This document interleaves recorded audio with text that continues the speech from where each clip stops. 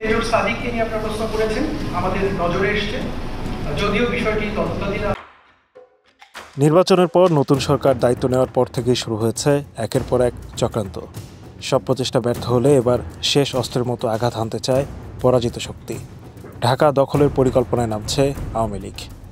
বিশ্বস্ত গোয়েন্দা সূত্র বলছে, দলীয় কার্যক্রম নিষিদ্ধ থাকা সত্ত্বেও আওয়ামী লীগের একাধিক নেতাকর্মী দিল্লি, কলকাতা, গোপালগঞ্জ ও ঢাকায় গেরিলা প্রশিক্ষণ নিয়েছেন।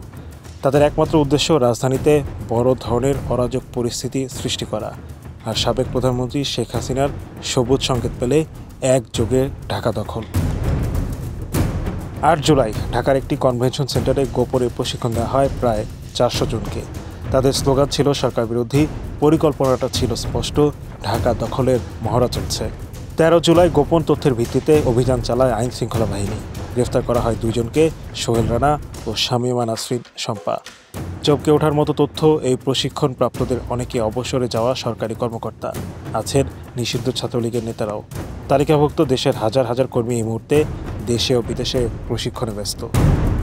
সূত্র বলছে, শেখ হাসিনার ইশারা পাওয়ার সঙ্গে সঙ্গে হাজার হাজার নেতাকর্মী ঢাকায় ঢুকে শাহবাগ পোর্ট দখল করবেন। তাদের প্ল্যান, জনমনে আতঙ্ক ছড়ানো, গণমাধ্যমে ছড়িয়ে দেওয়া ঢাকা দখলে আওয়ামী লীগ। প্রশাসনের একাংশকে দেখানো সরকারের পক্ষেই আছে তারা। দেশের অন্য প্রান্তেও সংঘাত ছড়িয়ে দিয়ে পুরো পরিস্থিতি নিয়ন্ত্রণের বাইরে নেওয়া। এভাবে পরিস্থিতি যদি তাদের নিয়ন্ত্রণে আসে, পরবর্তী ধাপে শেখ হাসিনাকে ভারত থেকে ফিরিয়ে আনার প্রক্রিয়া শুরু হবে। বলে রাখা ভালো, এই পরিকল্পনা ঠিক তখনই বাস্তবায়ন হবে যদি পরিস্থিতি তাদের অনুকূলে যায়। এই চক্রান্তের পর সরকারও হাত গুটিয়ে বসে নেই। পুরো পরিস্থিতি পর্যবেক্ষণ করছে একটি বিশেষ নিরাপত্তা ইউনিট। ধাপে ধাপে গ্রেফতার করা হচ্ছে সংশ্লিষ্টদের। তবে পুরো নেটওয়ার্ক ধরার আগে কিছুই প্রকাশ করছে না সরকার। ঢাকা মহানগর গোয়েন্দা পুলিশের উপকমিশনার কামরুল হাসান বলেন, এটা বিশাল কর্মযজ্ঞ। তদন্ত শেষ না হওয়া পর্যন্ত আমরা কিছুই বলছি না।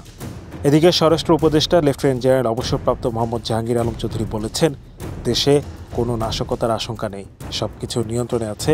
ডিএমপি ইতোমধ্যেই 11 দিনের বিশেষ অভিযান শুরু করেছে। Hello Bangla news desk.